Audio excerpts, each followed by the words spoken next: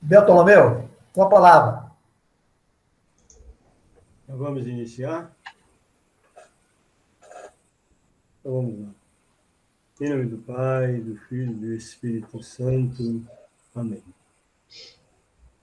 A liturgia de hoje, ela fala para nós duas parábolas, Jesus usando, como fazia naquele tempo, com seus discípulos, a vida do dia a dia. Ou então a parábola do grão de mostarda e também do fermento. Mas a carta de São Paulo aos Efésios, que é muito importante também, fala sobre o matrimônio, marido e mulher. Essa liturgia hoje ela é muito rica, e principalmente para nós. Eu quero trazer para a atualidade do nosso tempo hoje, para a gente refletir no mundo em que nós estamos vivendo, essa palavra. Porque muitos de nós aqui não sabem, nunca nem viu um grão de mostarda, né? Uma semente de mostarda. Podemos aí... O fermento a gente conhece, né? Faz com que a massa cresça, e a semente de mostarda tão pequenininha dá uma árvore tão grande que até os passarinhos fazem ninhos. Isso. O que Jesus quer mostrar lá naquele tempo? Para os discípulos, que tudo começa pequeno e se torna grande, e que esse era o reino do céu. Para nós hoje aqui, vamos usar uma semente que a gente conhece, por exemplo, a semente de feijão. Muitos de nós aqui lembram, no tempo da escola, os nossos filhos colocavam um feijãozinho em cima do algodão, que era molhado, ele crescia, começava a se produzir. O que acontece hoje no mundo em que nós vivemos, às vezes muito preocupado com pandemia e todas essas coisas, mas o reino de Deus, a igreja permanece. A gente vai partir, a gente vai ir embora, o Papa, tudo, mas a igreja permanece.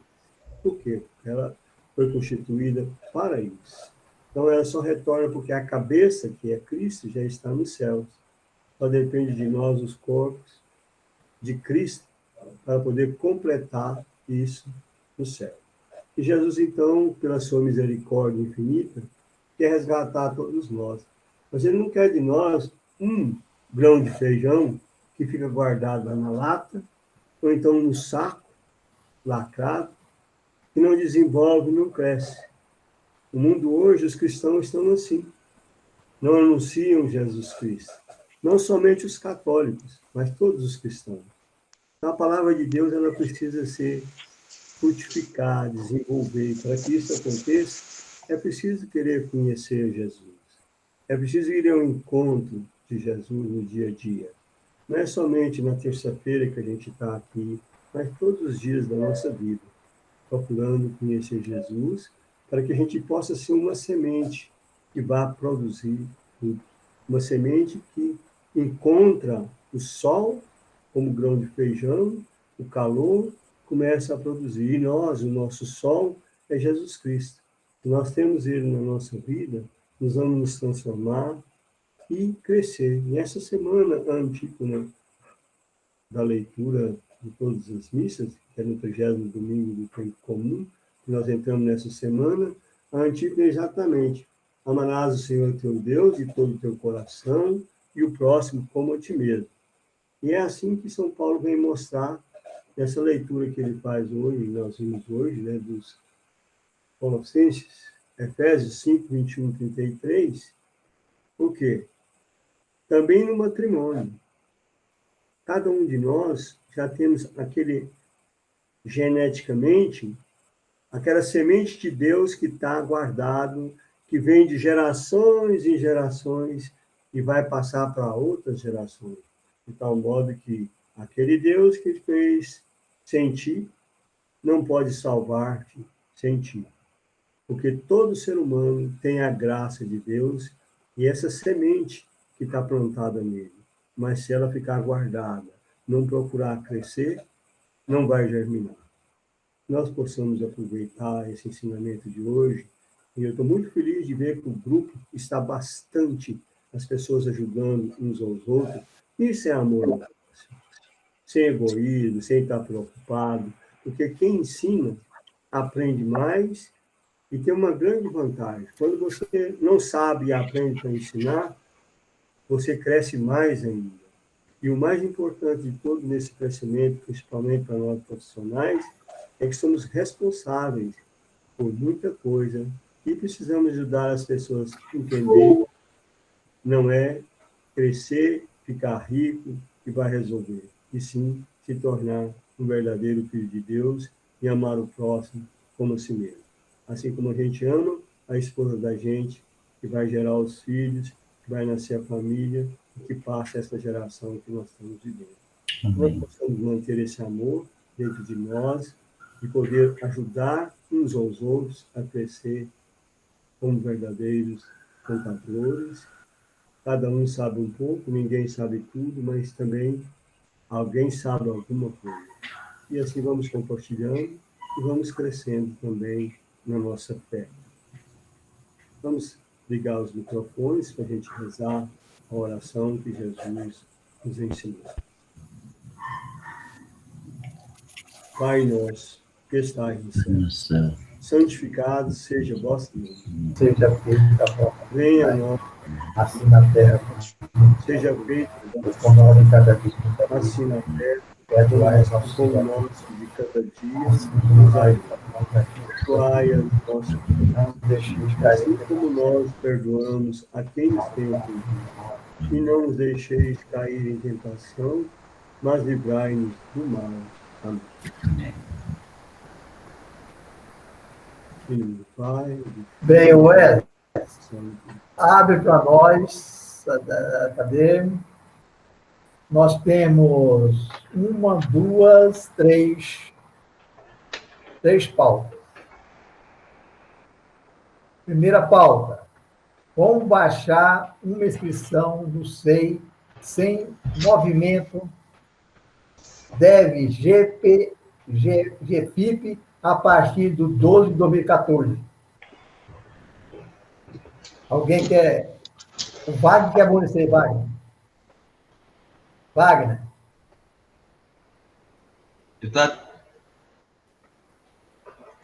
Vai, tá mutado. Repete a pergunta aí, Beraldo, por favor. Está aqui, ó. Como baixar uma inscrição no SEI sem movimento? Deve GFIP a partir de 12 de 2014. Transferi ela para o Eudes.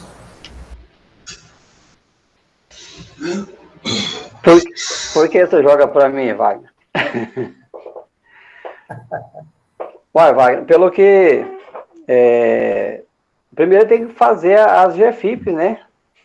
As GFIP não, fazer uma só. A GFIP, a primeira que está em aberto.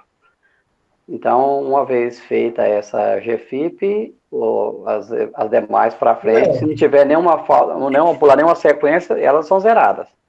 Ô, Eudes. Sim. Pode ser que ele já apresentou uma já, né? Não, mas aí se está devendo de GFIP, a hora que busca o relatório de pendência lá do CPF ou do CNPJ, ela vai estar lá o SEI em aberto, qual que a GFIP está pendente. Se tiver, por exemplo, vários SEIs e tiver várias GFIP pendência, porque o SEI ele pode ter quantos necessário for, né? Então, se tiver pendência, tem que fazer uma GFIP para cada SEI, se for o caso. Agora, se ele tem só um SEI que está devendo a GFIP, primeiro tem que fazer a GFIP do mês, esperar cair em torno de 5 dias úteis, para depois ele entrar com o pedido de baixa. Aí esse pedido de baixa tem que ir lá se for, por exemplo, uma obra, se for um SEI de obra, ele tem que comprovar que já fez tirou a CND e leva com a documentação na Receita para fazer a baixa, porque até agora eu não vi em nenhum momento como é que faz esse pedido de baixa por online, né? Tem que agendar lá. E se for, por exemplo, se for um SEI de fazenda, ele tem que comprovar que ele vendeu o imóvel para baixar o SEI, porque o SEI, o imóvel, quando ele vende, ele não leva o número do SEI, né? Não transfere de propriedade, o SEI é do CPF. Vanildo, você tem alguma coisa a falar sobre isso? Você quer pôr nesse trem? Vanildo.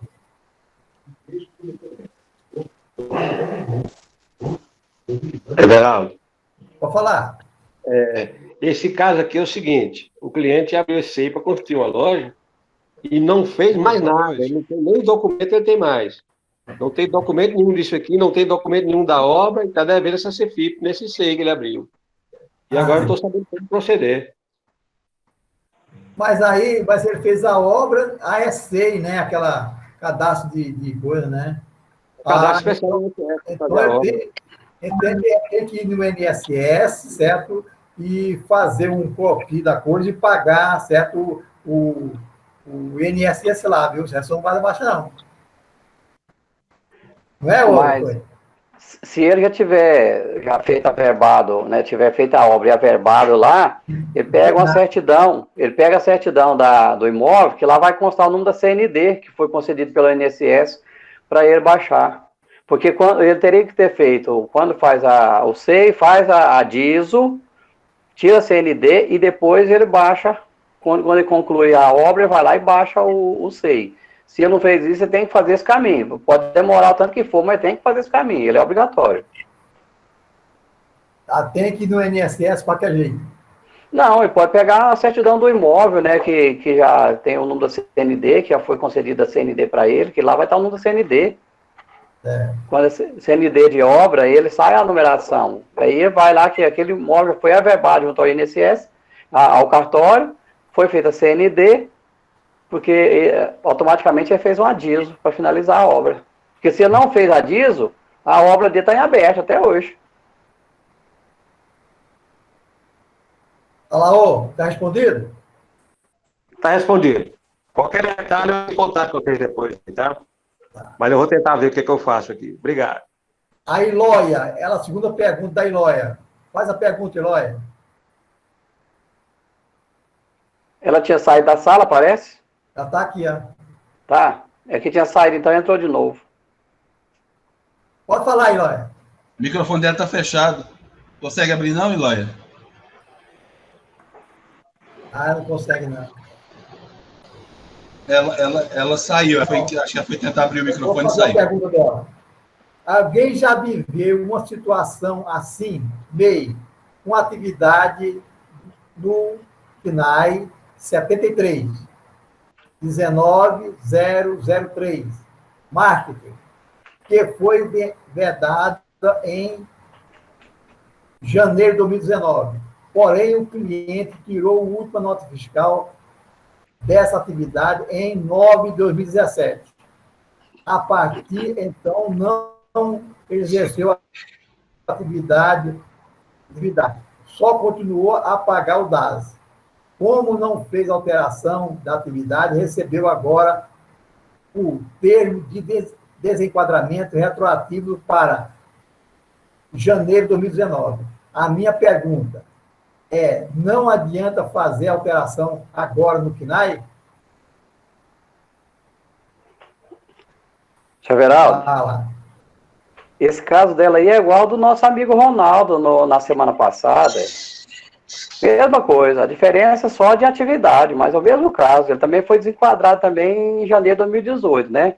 Então, o caso dela aí é o seguinte, a partir do momento que foi desenquadrado, retroativo, o que ela tem que fazer? Tem que fazer as DAS todo mês, transmitir os DAS, mesmo que seja zerado, já que ela emitiu nota, não emitiu nota esse período, fazer a DASN depois, cada ano, e fazer, se já que não teve recolhimento, automaticamente ela vai ficar sendo inativa, né, nesse período. Porque, muito embora ela tenha pago as parcelinhas do MEI, ele não tem validade mais para ter os efeitos, porque ela foi desenquadrada retroativo, ela está fazendo recolhimento de graça para a Receita. O que ela pode fazer depois é entrar com um pedido de ressarcimento, com pagamento indevido a maior, e como se ela não ter faturamento, vai ser negativo, mas ela tem que fazer. E aí, a alteração contratual tem que ser agora, né? Automaticamente, como já foi desenquadrada, ela é simples nacional. Ela já está com uma empresária individual, lá na junta comercial. Inclusive, tem até NIRI, pode ter certeza. A partir do momento que ela desenquadra, ela vai para a junta com 30 dias e já cria um NIRI automático. E a multazinha não vai ter? Sim, mas 50, para não ficar de graça, né? A multazinha. O Antônio Eudes, no caso dela, ela não vai ter que fazer a declaração de imposto de renda negativa? Tem que fazer a DASEN negativa. Fazer a DASEN negativa. Não é que é negativa, é zerada, né? Zerada. Zerada. Mas já tem que fazer o DAS mês a mês. Aí. O DAS vou fazer o DAS e fazer a DASEN. A DASEN, depois negativa. Fazer os dois. Mas que multa é essa de R$50 aí? A multa da declaração. A declaração da DASEN. Isso. Da DASEN, isso. Ela é 50, ela é R$100. R$100 vai cair com redução de 50%, vai pagar 50%. Só 50%, tá certo. Ela 2019, é só um ano só. Só do ano passado. Agora, o que acontece? Que como ela já foi para o Simples Nacional, ela está como empresa do Simples Nacional, provavelmente não foi desenquadrada do Simples Nacional, ela é empresária individual. Quando for agora em janeiro, ela pode transformar ela em MEI novamente, mas com outro KNAI, se for o caso, né? Mas acontece que a atividade não pode mais enquadrar no MEI. Ela foi atividade vedada a partir de janeiro de 2018. Será que ela não perdeu uma declaração? Não? Eu me lembrei de uma coisa aqui, vocês falaram. Não, ela perdeu assim, o prazo de fazer a DASEN, então ela tem que pagar a multa, Salomeu. Respondido, dona Aloia? A DEFIS, você falou, né, Eudes? A DEFIS, né? Faz a DEFIS, a DASEN. Ela mesmo, DASEN, DEFIS. Tem só... tanto nome estranho aí, ó. Você comentou em NIRI, esses antigos já tem o NIRI quando abriu ele, né? No caso do NIRI. Os MEI todo tinha NIRI. A partir desse ano agora que não tem NIRI mais. A partir de agora de 2020, né? Não tem NIRI. Então quem é MEI não tem NIRI. Não? Não tem não. Inclusive tá 2020 para frente.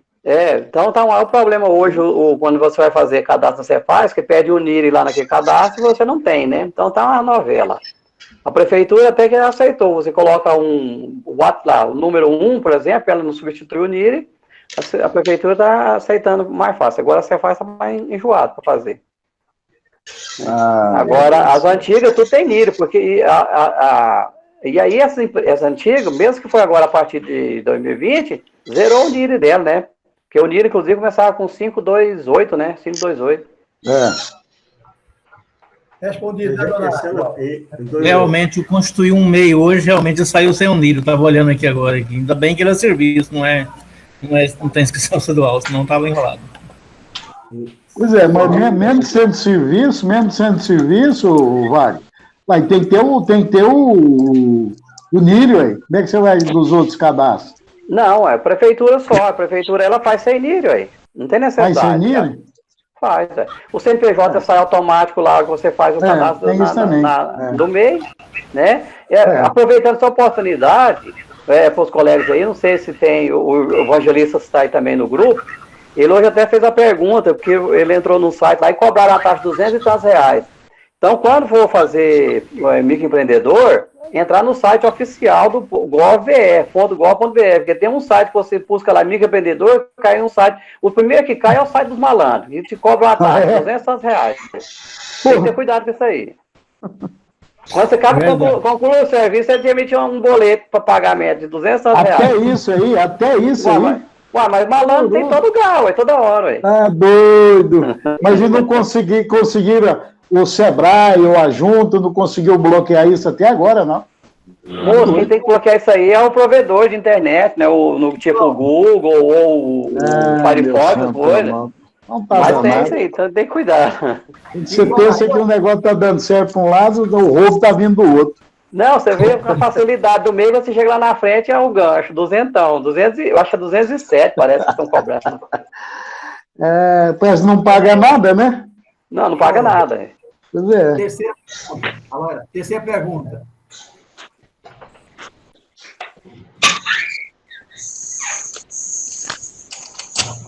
Pergunta: como solicitar o retorno do INSS de valores pagos indevidos? O PEDER Conta ainda funciona? E quem é essa? Ele continua pagando ainda? Continua minha, Zé pagando? Galdino, eu tenho que fazer um ressarcimento, um produto rural que foi pago indevido, então eu preciso de estornar isso lá no INSS, pedir restituição, né? Mas a restituição, você pedia no Perdecomp, e tem um outro negócio lá da Receita que eu não sei se o Perdecomp está funcionando ou se é só nesse outro pedido que faz. Pois é, mas você não pode compensar? Você não pode compensar? Não, é Nas muito. guias subsequentes? Pode, aí. Não, ele paga, ele tem pouco funcionário. Isso aí é produto rural, certo? Pois é, ué. Não, pode compensar, porém não vai levar muito tempo para compensar. Uai. Ele tem pouco funcionário, é só 2 prolabore e 3 funcionários. Mas não é problema não, ele vai compensando aí. Grande, certo? A guia praticamente vai dando negativa, né? Quase negativa. Com certeza. Eu não estou vendo o colega aí, tá escuro, ele tá na sala escura aí, não sei nem quem que é. É o José Galdino. Ele está escondido, ele está escondido. Ele não quer gastar energia, por isso ele não ligou a luz. Pois é.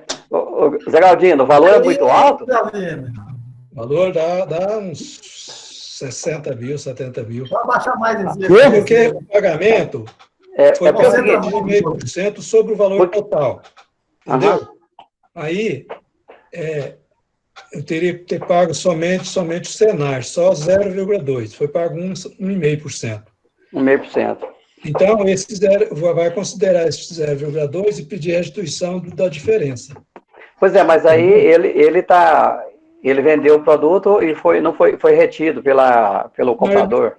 Ele vendeu o produto, exportou, né? Ele comprou. Exportação. Exportou isso aí.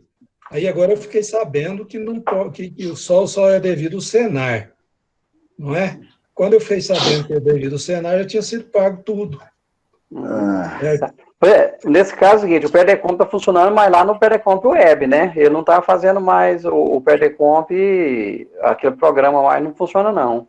Não? Então lá você entra no ECAC, lá em declarações, tem restituição, pagamentos e restituição, aí tem o Perdecomp Web, você faz ele lá, pode pedir restituição lá.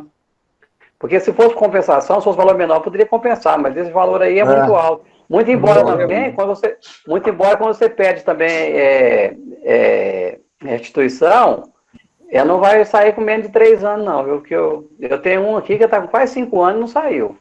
Wilds, Sim. A questão também tem que verificar sobre a GFIP, né? Porque foi informada a GFIP, né? Você fala que se foi informado, né? Às vezes não foi, né? Pagou indevido, provável que ele informou da GFIP. Aí vai ter que retificar essa GFIP todinha, né? Fica a GFIP, né? Tem que ser retificado, né? Tem que ser, porque senão é débito confessado, né? Porque é débito confessado, né? Se você pagou indevido, se você confessou, não é, automaticamente não é indevido. Pode ser, pagou, né? Confessou errado, né? Confessou errado, tudo bem. Então, confessou indevidamente. Então, como se diz, desconfessa... É brincadeira, né? Assim, a gente fala assim, desconfessa assim, você vai retificar a GFIP, zera esses valores, essas informações e pede a restituição, né? Certo. Tudo bem, então. Vou proceder assim, então. Muito obrigado. Desgraçadamente, o contador não pode abrir, não. Ele perguntou, o contador pode abrir um MEI com outra atividade? Não mesmo. Uai, depende, né? Se ele for montar um comércio, ele pode, ué. Se não for escritório de contabilidade, tudo bem, ué. Se ele já tem escritório de contabilidade, ele pode abrir o comércio, às vezes é vender. Mas quando eu falo contador aqui, significa dizer que é um serviço de contabilidade. Mas aí... Desde 2018. Quem fez a pergunta foi eu. Posso falar? Fala. Não. Fala. O contador, porque é formado, tem o CRC e tudo mais. Só que a atividade que vai prestar não é de contabilidade.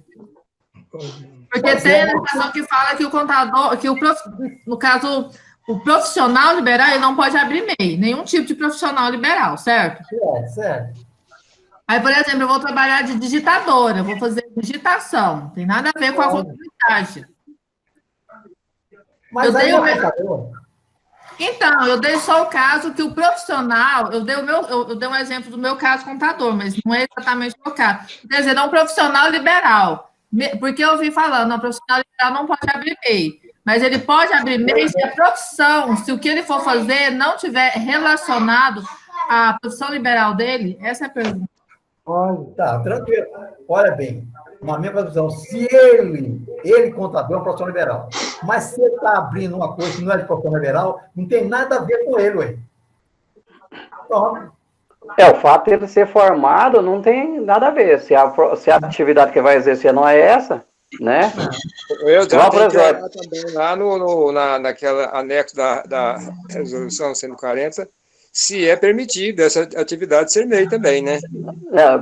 Tô falando, digitador independente porque tem uns quinais lá que são permitidos. Igual o que eu falo assim, eu vejo hoje, de uma certa forma, igual que ele está falando aí, são advogados que colocam cobrança extrajudicial, então ele abre a empresa dele, aquela de atividade de cobrança, que é uma atividade que ela enquadra no Simples Nacional, anexo 3, independentemente, né? Então, assim, não é esse caso aí, mas é mais ou menos pela axiologia, como diz o senhor Everaldo, né? Então, mas é a analogia. Então, nesse caso aí, se for atividade permitida no MEI, e não sendo a atividade de contabilidade, sendo só de digitação mesmo, agora resta saber se a pessoa realmente vai fazer essa atividade, não vai cabular, né? Tem que ver isso aí também. Então, essas 5 atividades, essas 5 e 4 é a mesma coisa. Só uma curiosidade aqui que eu tive hoje. PVA, o que significa? Como é que chama? PVA. PVA? Ou IPVA? Você olhar na internet, vai lá. Não. PVA é programa validador. Nós hoje nós falamos, o PVA são os validadores, aqueles programas de validadores da Receita Federal, né? De todas as declarações do ICMS, do FD Contribuições, SCD, SF, a gente fala PVA, né? Mas é uma sigla de inglês, né? Não, mas PVA, mas se a gente olhar o que é PVA? Programa de validador e assinador. Você assina digital nele aí. Validador e assinador. Exatamente. Se alguém perguntasse para a gente, na bucha assim, ele não falava, né?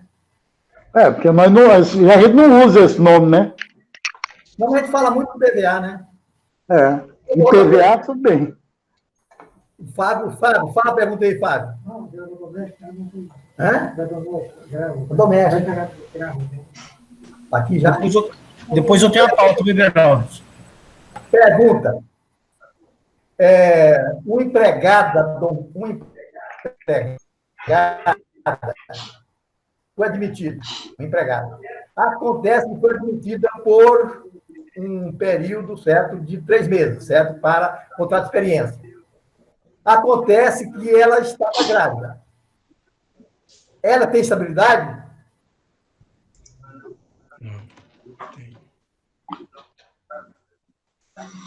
Wesley, não tem muito microfone aberto, não. O som está bem ruinzinho aqui. Eu também não ouvi o que o senhor Everaldo falou, não. Parece que está tendo muito microfone aberto aí. Vamos ver se fecha um pouco desse microfone que não está. Eu estou mostrando por aqui os que eu estou vendo aqui. Uma empregada foi admitido por contrato de experiência. Aí eu pergunto, ela e estava grávida. Pergunto, ela tem estabilidade?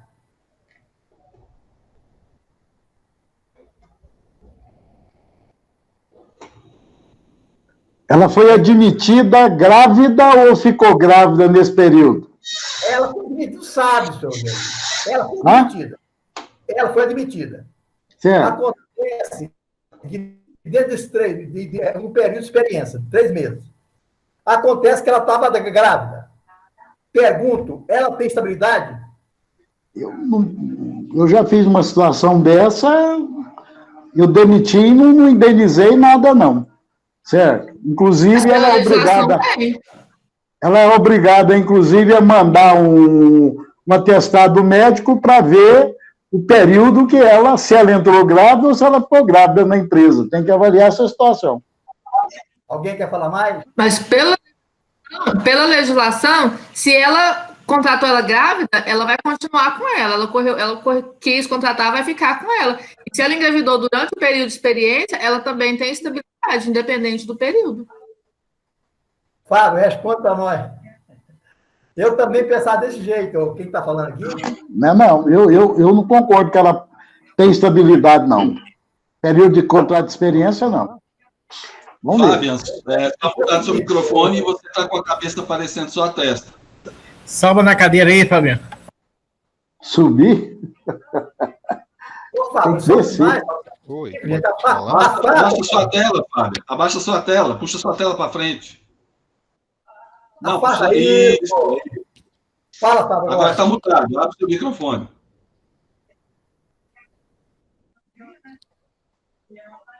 Boa noite, colegas, doutores e doutoras. Boa noite, professor. Bem, com relação à contratação da pessoa por contrato de experiência, se você for lá no site do psp.jus.br, lá na súmula 249, está escrito lá, gestante, estabilidade provisória. Inciso 1, o desconhecimento, gestante, estabilidade provisória. O desconhecimento do estado gravídico do empregador não afasta o direito ao pagamento da indenização decorrente da estabilidade. Inciso 2, a garantia de emprego à gestante só autoriza a reintegração se esta se der durante o período de estabilidade. Do contrário, a garantia restringe-se aos salários e demais direitos correspondentes ao período de estabilidade. Inciso 3º.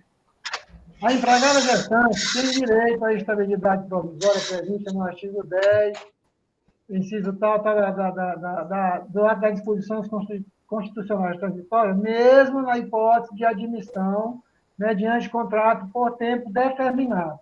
Porém, no caput aqui, está escrito assim, súmula 244 do TST, gestante, estabilidade provisória, parênteses, entre parênteses, redação do item 3º, alterada na sessão do tribunal, realizada em 2012, né?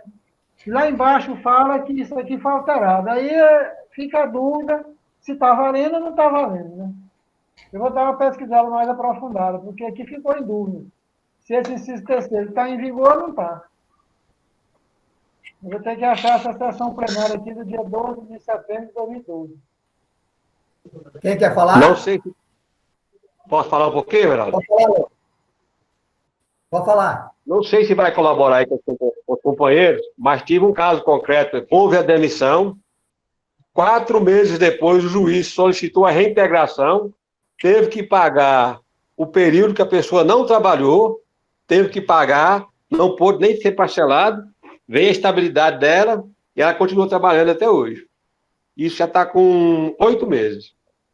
O juiz solicitou, ela foi demitida e ela foi na justiça, o juiz determinou a contratação dela, a reintegração dela na empresa e pagou os 4 meses que ela ficou sem trabalhar. Isso aconteceu. Ela estava no contrato de experiência? Ela estava no contrato de experiência? Estava no contrato de experiência. Encerrou a atividade, por iniciativa do empregador, ela foi demitida. Cancelou o contrato, sabe? Parou o contrato, recolheu aquele mês. 4 meses depois, teve uma audiência, a audiência agora é una, né? Teve audiência aqui, na Justiça Comum nossa aqui, o juiz solicitou a reintegração da empregada, ela foi readmitida, pagou os 4 meses que ela ficou sem trabalhar. Mas acontece o seguinte, a cabeça do juiz é uma coisa, né? É. Será que ele está certo? Isso é o caso. Aí um caso muito atípico, né? Alguém mais quer falar? E como foi... Pode falar, Alan. Como a audiência foi una, nosso advogado não quis nem recorrer, nem fez nada, porque ia ter que pagar as custos, então foi melhor contratar ela de volta E ela continua trabalhando. Já teve a criança, acabou o projeto, continua trabalhando até hoje. Mas aí é o seguinte, ela deve ter provado que ela não foi mandada embora por incapacidade, porque você não dá para o serviço, porque contrato de experiência para ver se ela adapta o serviço, certo? Pode ser, ela deve ter provado que foi mandada embora porque ela estava grávida. A única prova que o juiz pegou lá foi o atestado médico. O exame. Só isso. Agora, a empresa não conseguiu provar. A empresa não conseguiu provar que ela foi mandada embora por causa do contrato de experiência. É experiência. Ela não tinha experiência para o trabalho. O juiz não constatou experiência ou não. Ele só analisou simplesmente o atestado médico. A senhora está grávida? Está grávida. Mas eu acho que o seguinte, o advogado da empresa, ele não conseguiu provar que ela não está adaptada para o trabalho. É um caso sério. Não, professor Eduardo, não é assim, não.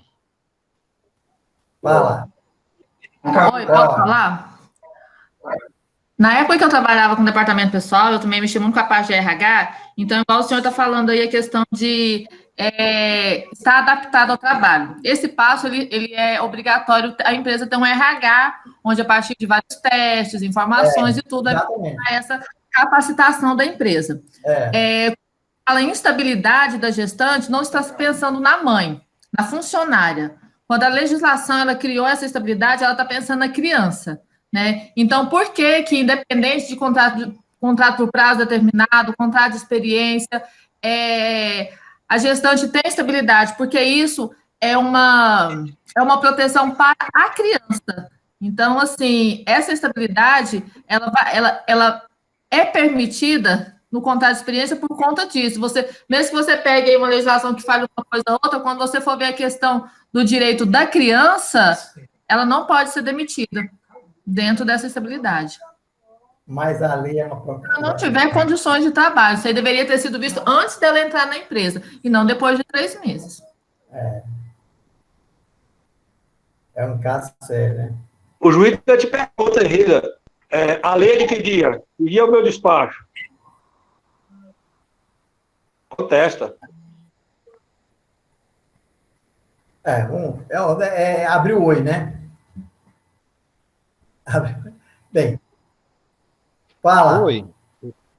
Quem quer falar aí? Sobre esse assunto, pode? Fala, Vanildo. Vanildo. Fala, Vanildo. Boa noite a todos. Boa noite. Destrava, Vanildo. Antigamente, tinha esse entendimento de que contrato de experiência... Não, a câmera não está funcionando não, tá? Só o áudio mesmo. Antigamente, tinha esse entendimento de que contrato de experiência, se a funcionária ficasse grávida durante ele,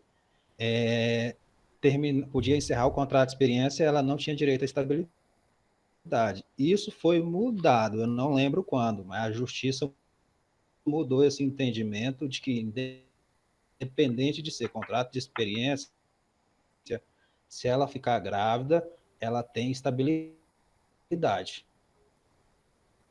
Isso foi a justiça que mudou, eu não lembro quando, mudou esse entendimento. O TST mudou, tanto é que tem essa... Existe... É a súmula 244, ela não caiu não, viu, Everaldo? É o Eli. Pode pedir o Fábio para olhar direitinho aí, que a súmula 244 não caiu. Ela dá garantia e estabilidade à gestante, no contrato de experiência, no contrato de prazo determinado, pode verificar aí direitinho.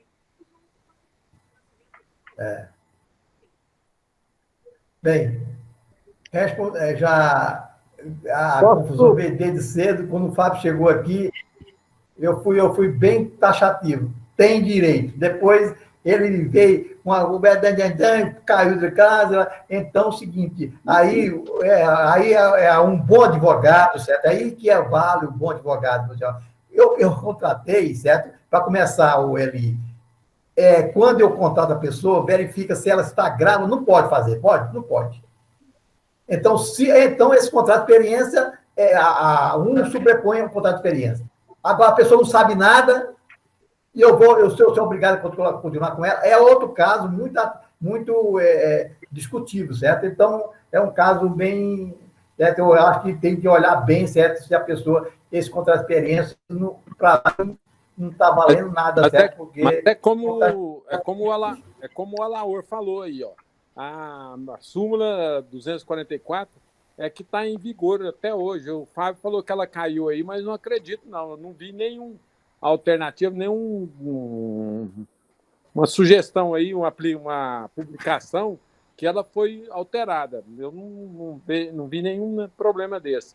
Mas eu tenho certeza que a súmula 244 está em vigor ainda, justamente porque o Alaor foi condenado pela Cuma. Fala.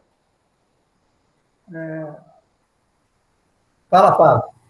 O que eu observei é que eu li a súmula, lá no inciso 3º fala que mantém a estabilidade provisória para contrato por tempo determinado. O que eu falei é que tem uma observação de que foi alterado. E lá embaixo, na mesma página do TST, fala que essa alteração foi para tirar a estabilidade do contábil do contábil por experiência. Mas aqui fica em dúvida, porque se o caput está dizendo que tem, é de se entender que tem, né? Agora, por que ele põe essa observação? Só isso que eu estou colocando. Mas o caput aqui está dizendo, bem em cima fala, que o inciso 3, a experiência tem estabilidade. Aí eles colocaram essa questão de que houve uma alteração no inciso 3º, né?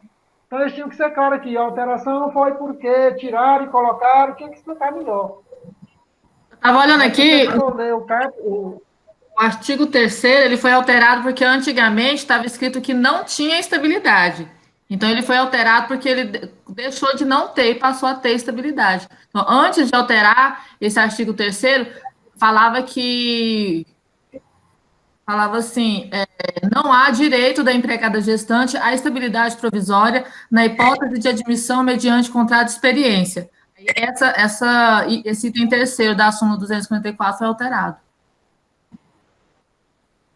Pois é, tinha que explicar aqui. Então, ficou claro, tem estabilidade.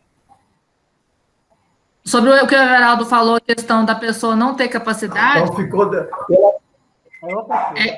É igual a questão do INSS, quando a pessoa ela é obrigada a voltar a trabalhar. Né? Quando eles tiram o auxílio, a pessoa tem que voltar a trabalhar, só que aí o INSS obriga que a pessoa ela tem que voltar a trabalhar, mas ela não pode ficar naquela função que possa prejudicar o estado de saúde dela. Então, o INSS entende o quê? Né? Ela tem capacidade laborativa, porém não nessa situação. Né? Ele tem um problema nas costas, mas ele ainda consegue trabalhar sentado, mexendo com papel, ou fazendo alguma coisa.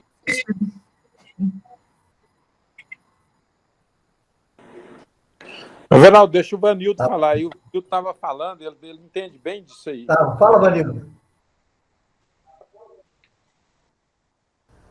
Eu acho que agora está funcionando, está ouvindo? Ótimo. O que eu estava explicando é que existia antigamente um entendimento de que contrato de experiência, durante ele, se a mulher ficasse grávida, a trabalhadora, ela não tinha estabilidade. Aí isso foi mudado pelo TST, se eu não estiver enganado. Ele mudou a súmula a esse respeito. Eu estava falando era a respeito disso. Então, a partir de... Eu sei que hoje, independente de ser contrato de experiência, se ficou grávida, tem estabilidade. Se ela for você mandar embora, ela pode entrar na justiça. Normalmente acontece o seguinte: ou ela volta para o trabalho, ou ela recebe indenização. Depende da cabeça do juiz nesse ponto aí. A cabeça do juiz. Bem, está respondido todas as perguntas. Verão, tem uma pauta aqui, viu, Verão? Tem mais perguntas, viu, Verão? Tem mais perguntas lá no chat. Não estou vendo aqui, não. Só sobre esse assunto, rapidinho, o caso, igual você falou sobre a questão de exigir exame, dependendo da função que a empregada vai fazer, pode ser exigido para ela essa questão, porque, por exemplo, se ela vai fazer um trabalho que exige carregar peso ou alguma coisa que no caso, afetaria a gestação dela, a empresa pode exigir isso, porque a vaga que foi aberta tem a necessidade que não possa ser uma gestante. Vai fazer isso, pode falar um pouquinho aqui? Dá Vai certo? fazer isso, vai fazer isso. Olha aqui, essa questão de exame para gravidez, se falar nisso, o patrão pode ser até preso. Não existe essa questão, não. Você não pode exigir esse tipo de exame para a mulher, não. Ele já vai para outro aspecto da questão da Não. Só que aí é aquela questão assim, é igual, por exemplo, esse tempo atrás teve um concurso público da polícia e lá falava as questões, um caso lá, a questão de não poder ser mulher, não sei o que, houve toda uma discussão em cima disso, porque estava estava fazendo errado. Só que aí o próprio órgão explicou, não tem como ser para mulher, porque a vaga que foi aberta exige questões que não tem como ser para mulher. Então, é claro que o seletivo tem que ter todas as questões, tudo... tem que ter todos os formulários, não basta você falar assim, não, é só falar. Não, você tem que ter um processo todo montado, informando o que é, você tem que ter na empresa aquele negócio de grau de risco, você tem que ter na empresa o PPRA, o PCMSO, informando toda a questão de grau de risco daquela função. Se a empresa tiver isso, tudo isso, ela pode exigir qualquer exame para determinada vaga que ela for abrir e que ela não puder contratar determinado tipo de pessoa para aquela vaga. Eu concordo. Mas vai fazer isso aí. Essa da polícia aí, ó, me parece que ela entrou e ganhou, viu? Vê, nós. Viu? Rosmari. Rosmari, esse negócio da polícia aí, parece que ela ganhou, viu?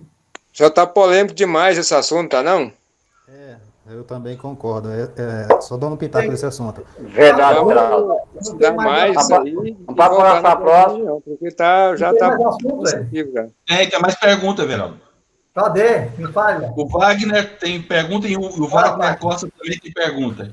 Fala, Wagner. Não, é o seguinte, eu estou com compensação para fazer, mas é o seguinte, é uma empresa de contabilidade. A minha empresa, nos 6 primeiros meses lá, eu recolhi no anexo 3, na tabela errada lá. Aí eu fiz as correções dos PJDAs e agora eu tenho que compensar o ISS. Só através de processo na prefeitura para compensar esse ISS, porque a empresa de contabilidade não paga ISS, eu tenho que compensar. Tem que ser através de um processo administrativo, tem que montar para compensar em débitos na prefeitura, seria isso? Não, Wagner, é o seguinte, você não vai pagar ISS se você estiver registrado no cartório. Se você não é uma sociedade simples, certo, civil, então você paga o INSS. Se você for registrado na junta, você paga o INSS normal. Agora, se você está registrado no cartório, aí sim, você vai pagar em relação a cada sócio. Certo? O ISS. Agora, você vai pagar no anexo 3, desde que tenha o fator R, né? Aliás, não tem fator R, não. Sociedades profissionais, certo? Nesse caso específico, sociedades profissionais, no meu caso, se eu sou profissionais, eu pago no anexo 3. Não interessa se ele tem fator R, não. Por quê? Eles alegam que você, a lei está bem clara falando o seguinte, você contribuiu, certo, para o MEI, essas coisas todas. Nós hoje aqui, nós estamos contribuindo para o MEI, certo? Então, nós estamos discutindo agora para o MEI, se houver alguma ação, aí eu contribuí, você se aprovar através dessa filmagem que você contribuiu para o MEI. Geraldo, a pergunta minha, acho que você não entendeu direito. A minha empresa de contabilidade recolheu erroneamente o Simples Nacional pagando ISS. Aí eu fiz a retificação lá do Simples Nacional lá, na tabela 7, na tabela 4, que eu pago ISS fixo, correto? Eu pergunto para você. Aí agora, lá no PJDA, eu já tinha pago. Aí eu tenho que compensar esse valor que eu paguei com débito futuro lá na prefeitura. Você está registrado na junta do cartório? Junta comercial. Então, se está na junta comercial, você paga o ISS em relação à receita. Tá certo. Se você tivesse registrado no cartório, aí que você podia fazer a opção de pagar em relação a cada sócio. Alguém discorda de mim? Eu discordo. Então, Eu disse. Fala. Severaldo, os escritórios de contabilidade, eles já são do anexo 3, Tá. está lá na Lei Complementar 123.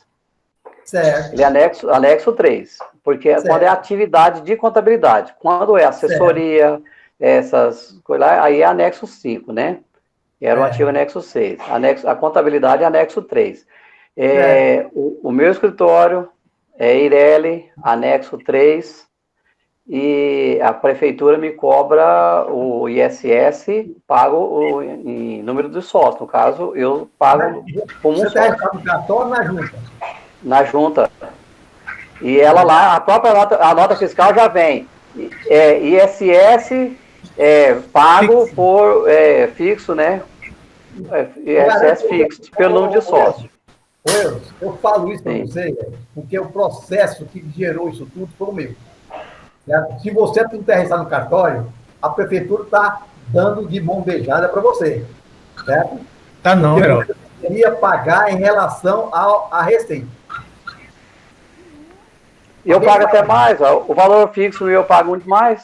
Ah, por quê? Porque, agora deu. Porque você está pagando mais, por isso que eles deixaram. Mas se você estivesse pagando menos, eles não deixavam, não. A prefeitura deixou porque você pagou mais em relação a cada sócio. Agora, se você pagasse menos em relação a cada sócio, ele ia tributar pela sua receita. Sim, senhor. Não sei. Eu sei que você... Eu garanto, porque esse processo foi gerado pela minha empresa. Geraldo, uma pergunta.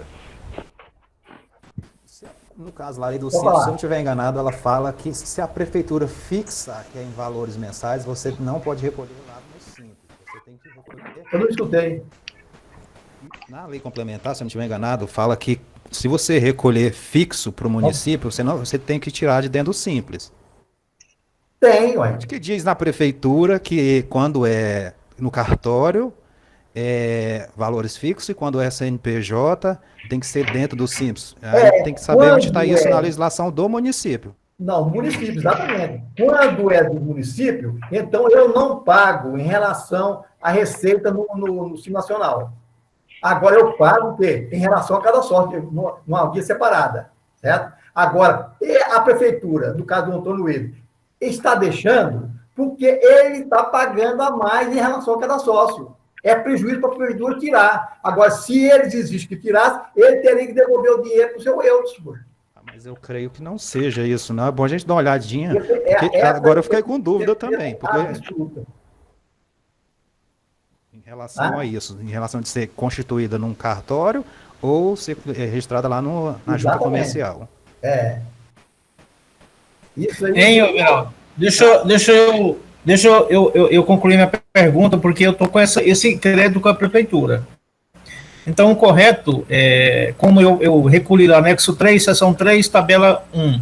Certo. Recolhi errado. O correto é anexo 3, seção 4, tabela 1. Porque o anexo, para ser o ISS fixo. Eu estou com crédito na prefeitura.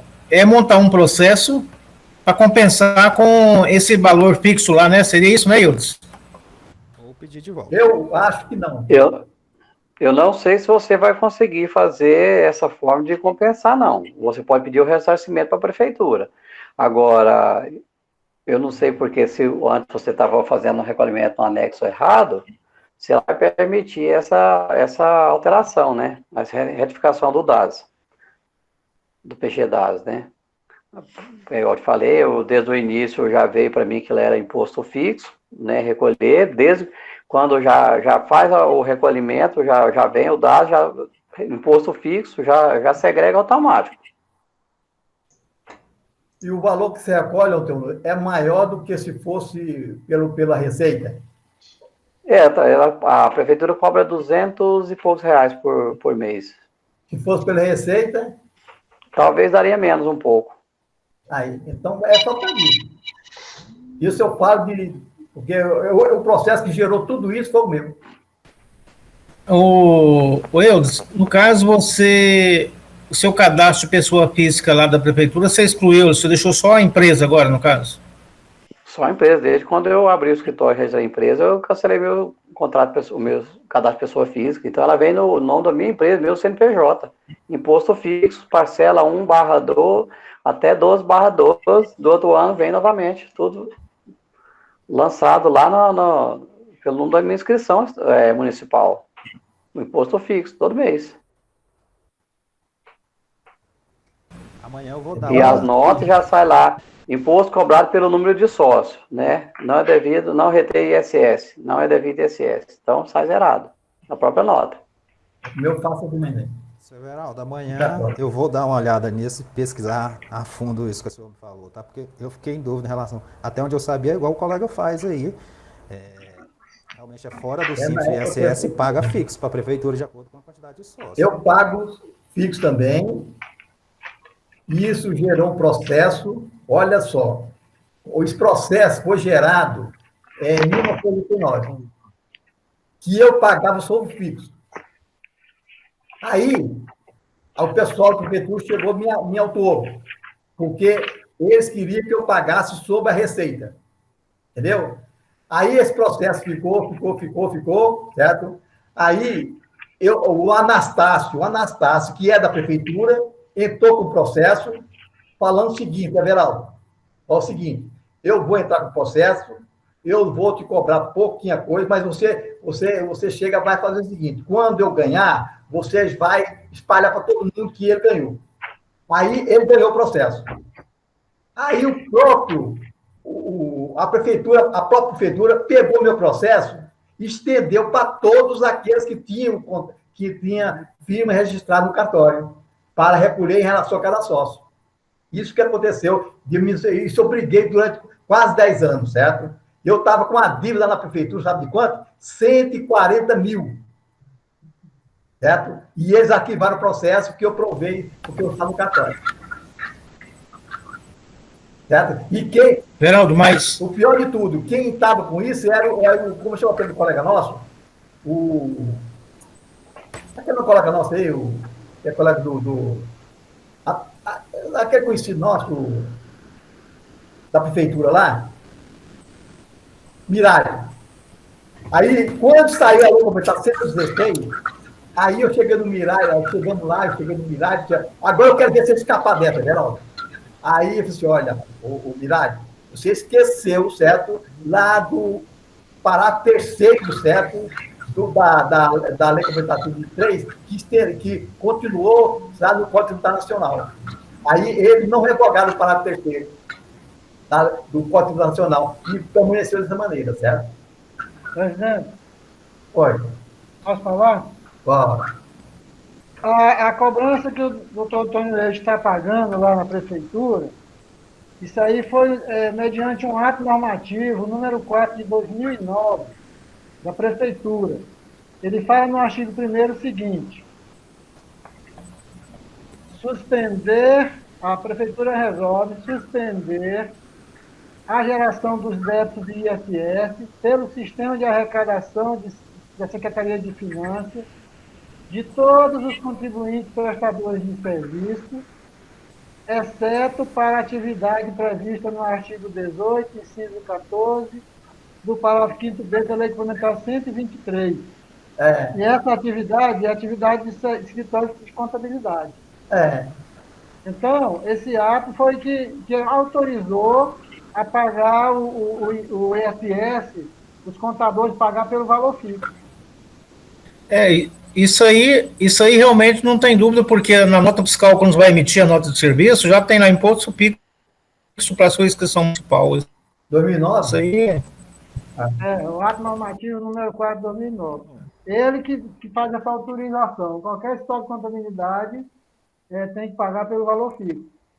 Ótimo. Na pergunta do colega, então, ele vai ter que pegar o dinheiro, vai ter que pedir restituição dos valores, porque compensar ele não vai poder. Via processo. Tá bom. Pois é, mas é ISS, eu estou devendo um imposto fixo, de repente pode compensar, porque eu vou dever imposto fixo para a prefeitura. E eu tenho ISS para compensar, de repente podia fazer a compensação. Mas via processo também, se for fazer esse procedimento, vai ter que consultar lá via processo. Eu acho que um ato normativo não modifica uma lei, hein? Mas a lei complementar prevê a opção para a prefeitura. Prevê o quê? A opção da prefeitura. Ah, é? Fazer pelo valor fixo. Então A lei complementar desse poder para a prefeitura e no Código Tributário do município prevê que o secretário de Finanças pode editar ato normativo a esse respeito. Então, ótimo, então. Beleza, pessoal. Então, Wagner, requer o seu dia de volta. O Zé Walter quer falar, Everaldo.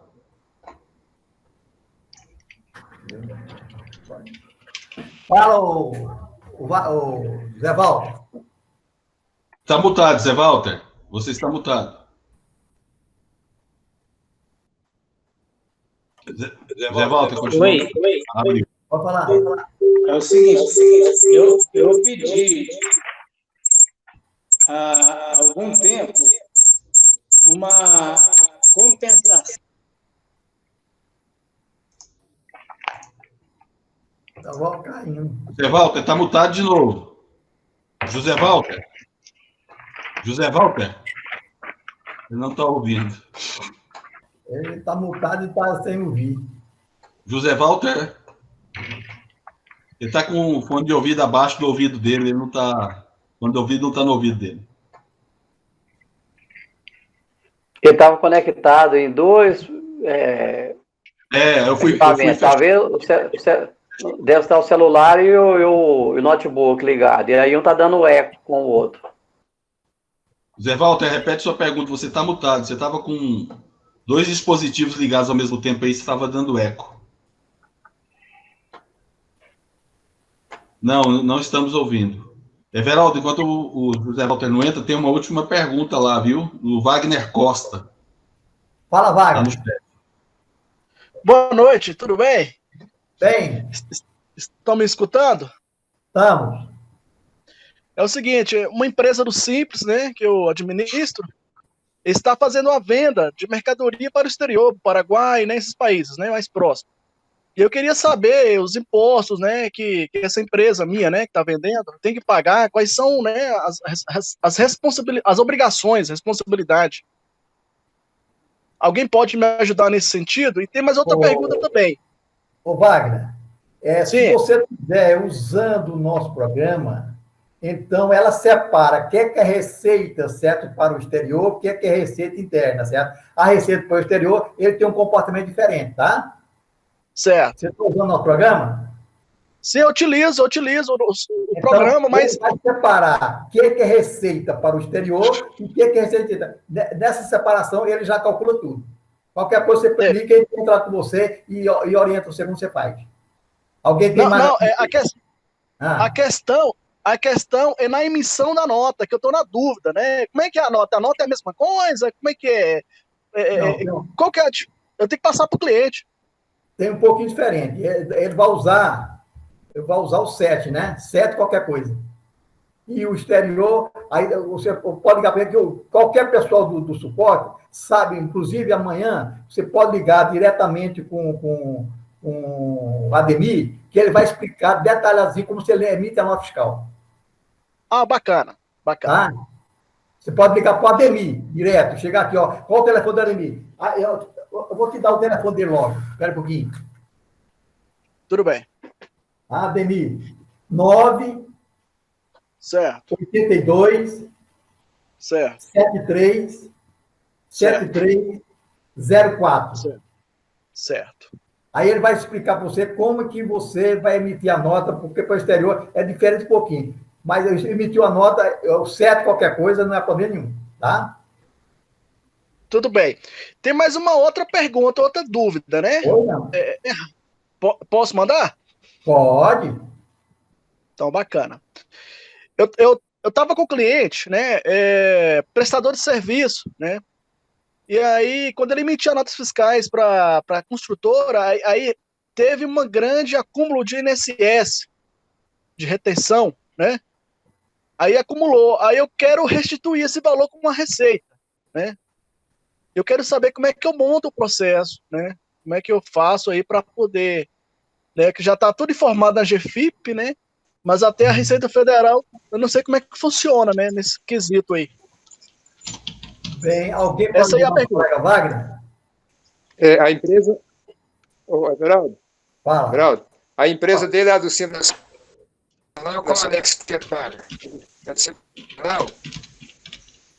É do Simples Nacional, os anexos lá devidos, né? Qual que é o anexo? Qual é o anexo que ela paga? Ela está no anexo 5, lá né? na Que é prestador... 971... anexo 5, tá, beleza. Não, aqui foi no anexo 3. Anexo 3 não é devido, não. Tá, beleza. Certo.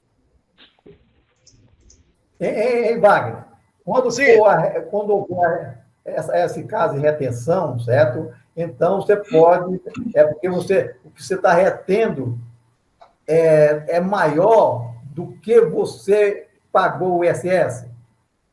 Não, é o seguinte... não é o ISS, é o INSS. INSS. Ah, sim. A retenção é maior do que o INSS. Agora, essa firma de quê? É prestadora de serviço, presta serviço para essas empresas de construção, né? Construção civil, né? Empresa grande. Ela presta serviço de pintura. Mas tem outro problema. Alguém pode me ajudar depois aí, certo? Porque se ela prestou serviço para a construção civil, ela vai lá para o anexo 4, né? Eu fiquei em dúvida no anexo 4 ou no 5, né? É porque já tem um tempinho. Aí tem um acúmulo do ISS acumulado ali, porque foi maior do que o valor ali dos empregados, né? E aí ela tem que restituir esse valor para a Receita. Aí é o caso, porque ela vai para o anexo 4 e a probabilidade de você estar retendo mais do que o empregado, certo? Só se o empregador, o dono da empresa, certo, está fazendo serviço, certo? Porque senão alguma coisa está errada, porque é omissão de empregado, né? Essa pergunta ela vai muito mais além. Eu preciso depois, né? Essa é perigosa, viu? Tudo bem? No meu caso, eu já trabalhei com empresa de construção civil, e dependendo do valor de construção civil, usa-se pouco material. Já aconteceu muito isso, que a retenção é maior do que a folha de pagamento. Nesse caso, eu deixava para o próximo mês, eu compensava no próximo mês. Aí você, no caso, você tem direito a compensar 30% do valor. Porque como sim, você, a empresa, prestar mais serviço do que a folha de pagamento, você, por exemplo, ter um serviço de elétrica, né? Só que é um serviço grande. O valor da mão de obra, o valor que você vai tirar de nota, ele pode ser muito maior do que o valor que você vai pagar. É igual o caso do parafuso. Então, tem como, sim, a empresa ter uma retenção maior do que a folha. Você conseguiu acompanhar o meu raciocínio, exatamente. Só que a empresa parou a atividade e ficou aquele valor acumulado. Ela tem direito a pedir retenção. Como é que eu faço para botar esse processo? Como? Aí, Danuto. Qual é a atividade dessa empresa? Sempre foi pedir restituição através do Perdecomp. Perdecomp, vai fazer o Perdecomp e pedir a restituição do valor pago maior. Aí vai montar o processo e mandar tudo via ECAC.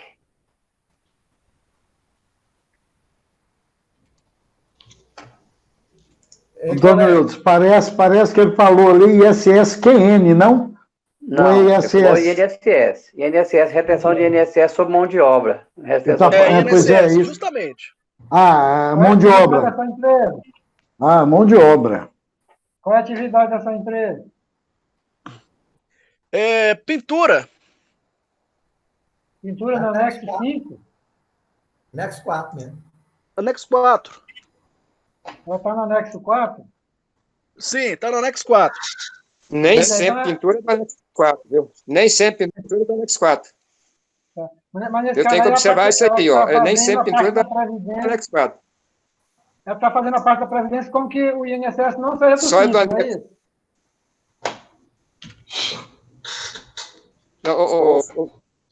Fábio, tem para prédio novo. Pintura, qualquer. Se for um prédio. É anexo 3. Tá? Geral, ele prestou serviço. Pois é, mas exatamente. Se for, aí a construtora. A construtora é prédio novo, né? Se não tem prédio novo, tá certo. Aí não é no 3 mais, não. Infelizmente. No 4. Ei, o colega Wagner, parece que nós ficamos um pouco enroladinhos, né? Você pode ligar para mim, pode ligar para a Eloy, não, é a... Como chama? Rosmari. Rosmari, e pode ligar para o Eudes, certo? Você liga para mim que eu dou o telefone dele para vocês. Pode, pessoal? Ô, Eudes, pode ligar para você? Pode sim, mas a Rosmari, ela tem mais ela tem mais conhecimento dessa atividade, tanto é que ela já falou que teve um caso recente aí. Rosmari, dá o telefone dele para você, do nosso colega. Vou colocar aí no chat, pode ser? Pode ser. Obrigado. Tá. Boa noite. Boa noite. Bem, vamos ver o negócio é bom, né, senhor? Fala, o seu Zé Walter. É o seguinte, na prefeitura, eu paguei uma guia 2 vezes. Difícil pagar uma, mas paguei 2. E entrei, isso me parece em 2014 ou 15. E eu entrei com um processo de compensação. Está até hoje enrolado.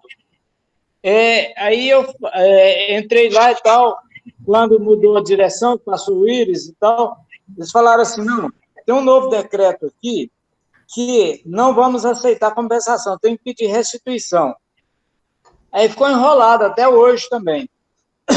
Então, aí, se você dá aquela, se você correr, o bicho pega, se ficar, o bicho come. Então, tá difícil. Um outro detalhe que eu queria falar é o seguinte. Hoje eu estava assistindo uma live no CRC, as 5 habilidades que o contador deve ter. Até o conferente foi meu filho, então é importante a gente dar uma analisada nele e olhar, quem puder. Ok? Obrigado. Okay, obrigado a você. Alguém mais tem pergunta? São 8h30. Everaldo. Fala. Eu falei com o Fábio essa semana aí a respeito do rural. Você viu, Fábio? Pode falar sobre isso aí hoje, Fábio? Fábio, você está mutado. Uma pergunta aí. Uma pergunta.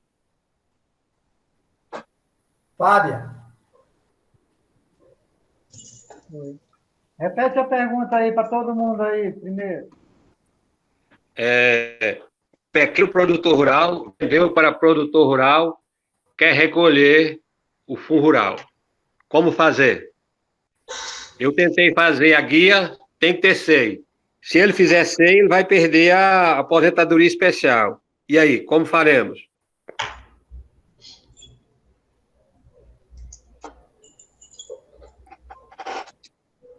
Bem, quando vende do produtor rural pessoa física para outra pessoa física, né, conforme eu analisei lá na 971, tem incidência da Previdência. Abraão, pode ajudar, Abraão?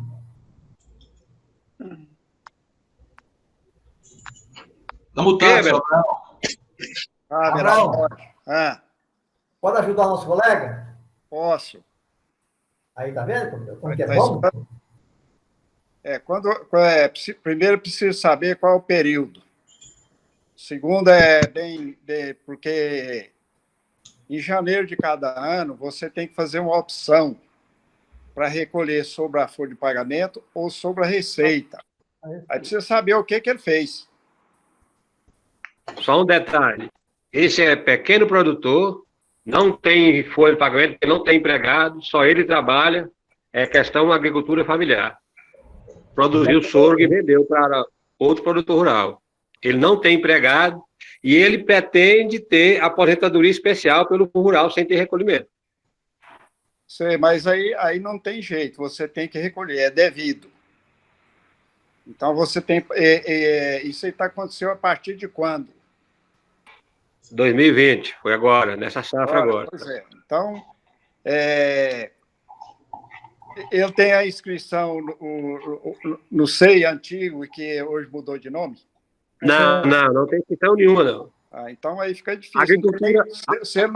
Eu sei, mas mesmo se é agricultura familiar, eu tenho que fazer a inscrição. Se não tem como recolher, não. Tem que fazer. Aí não tem como fazer. Agora precisa verificar. Me parece que ele não está nessa situação aí, ele não está isento de recolher, não. Quando vem de pessoa física para pessoa física. Ele não está com isenção. Agora, sem a inscrição no cadastro de produtor rural na Previdência Social, não tem como fazer nada. Tem que fazer a inscrição para fazer o recolhimento. É exatamente isso. Eu estava querendo ver se tinha como recolher pelo CPF. Não existe essa possibilidade, não. Essa contribuição aí do produtor rural só através da inscrição, que antigamente era CEIA. No momento agora não estou lembrando, mudou de nome nesse ano 2020.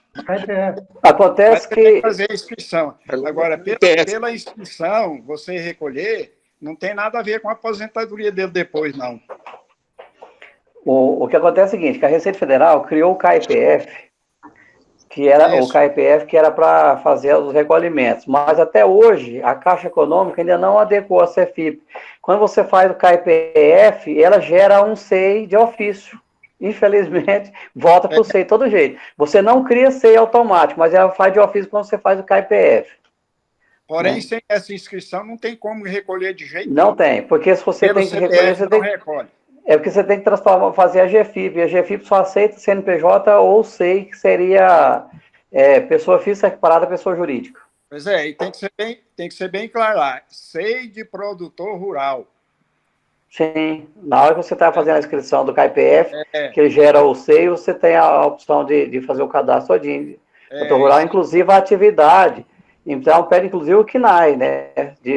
Tem que observar qual que é o KNAI, porque às vezes pode jogar um KNAI qualquer e aí o tiro sai pela culatra, né? Porque lá tem um KNAI, o criador de cultivo de soja ou de milho, de sorgo, cada um KNAI.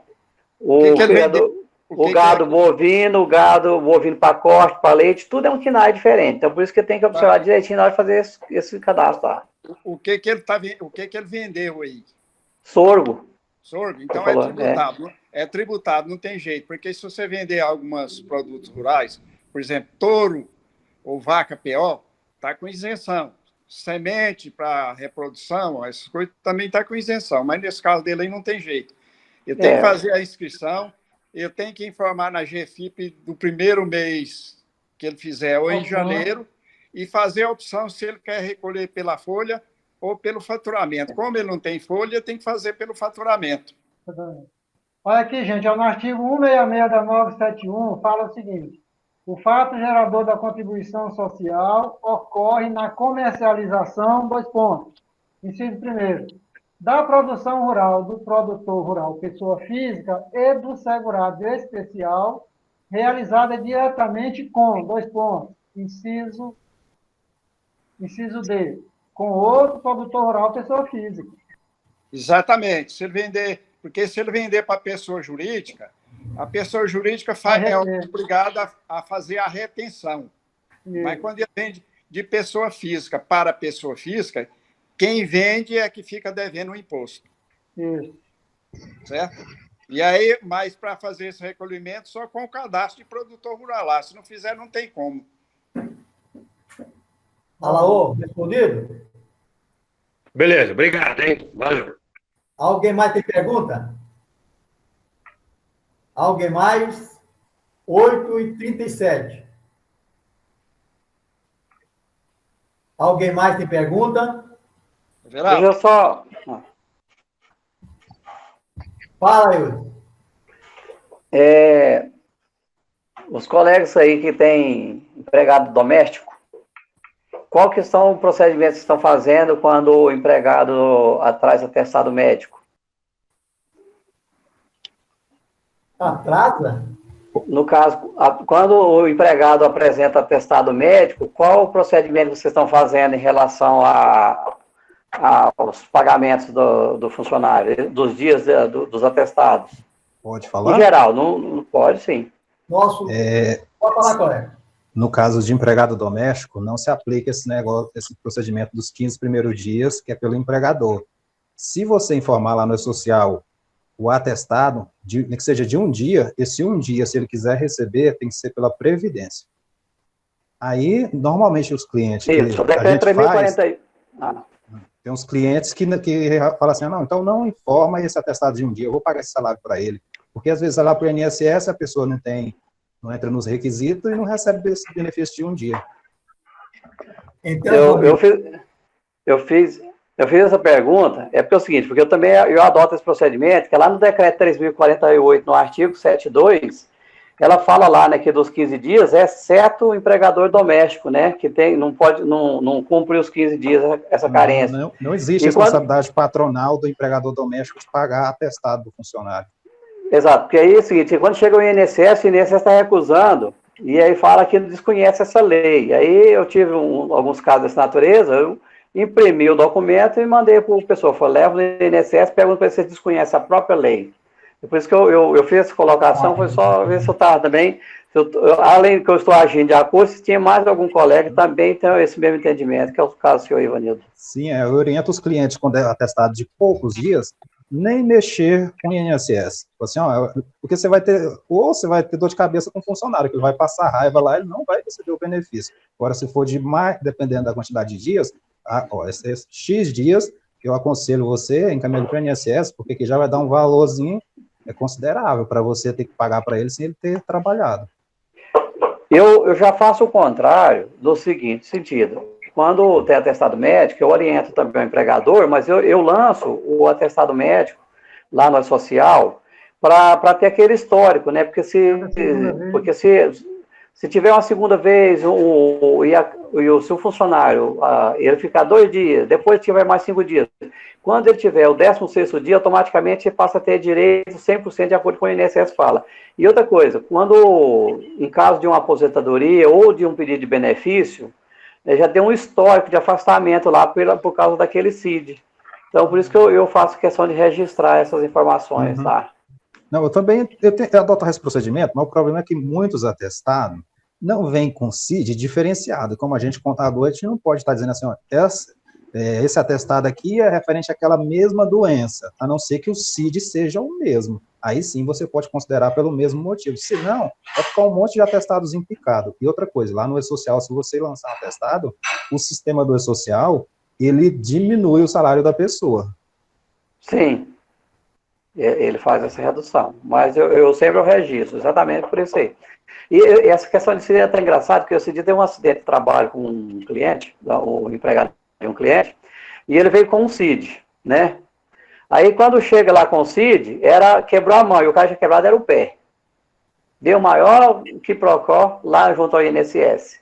O cara com o pé engessado, e lá falou, não, e eu fazer o atestado, e eu peguei o CID, fiz de acordo com o CAT, de acordo com o CID, né, a informação, a fratura, tudo. Aí o cara chegou lá, o pé quebrado. E aí, para passar nessa perícia, foi um Deus nos acuda perante o INSS. Aí eles falaram que nós tínhamos feito errado. Eu falei, não, senhor, o atestado está aí, nós anexamos o atestado junto com o CAT. Mas né? Cabe ao médico perito do INSS analisar lá, até mudar o CID se ele entender que está incorreto. Então, cabe a ele... Mas se for uma pessoa encrenqueira lá, que vale a no CID. Aí o perito do INSS, o INSS já está com essas encrencas todas para fazer perícia e afastar pessoas, né? O médico deu 120 dias para ele, o perito deu 30. O médico deu 120, o cara falou assim, 120 e ele não tá bom. Entrar com então, recurso, assim, infelizmente. Eu falei para ele, você tem que recorrer. Aqui fala que se você não concordar nos dias quando estiver vencendo, entra com recurso. É a única forma. Mas é bem complicada essa questão dos trabalhistas e previdenciários que a gente passa, viu? A gente vê cada aperto. Fala, Fábio. Eu não sei se o João ainda está aí. não. Ele, antes de iniciar a reunião, ele perguntou no caso do empregado que está por contrato de experiência, que chegou e pediu para sair antes do término do contrato de experiência. Né? Então, só para esclarecimento, lá no artigo 480 da CLT fala o seguinte: havendo termo estipulado, o empregado não se poderá desligar do contrato sem justa causa, sob pena de ser obrigado a indenizar o empregador dos prejuízos que desse fato lhe resultarem. Né? Então,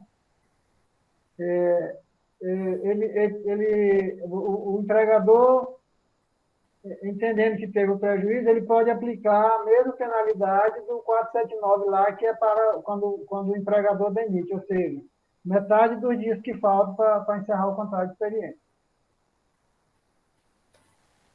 Alguma mais? Alguma mais?